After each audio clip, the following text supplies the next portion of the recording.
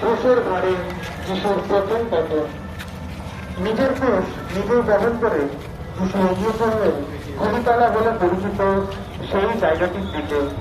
Hebrew ভাষায় জায়গাটির নাম গলগথা, যেখানে সৈন্যরা যিশুকে ক্রুশে দেবে বলে সব ঠিক করে রেখেছিল।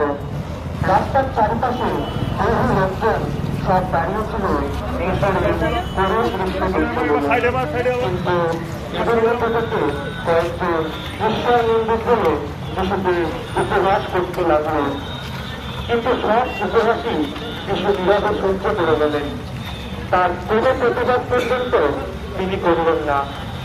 এই ভারী ক্রুশ কাঁধে নিয়ে ও প্রচন্ড গরমে যিশু ক্লান্ত হয়ে প্রথমবার মাটিতে পড়ে গেলেন। যিশুর সারা শরীর থেকে ঝরতে লাগলো ঘামের মাধ্যমে শেষ রক্তবিন্দু।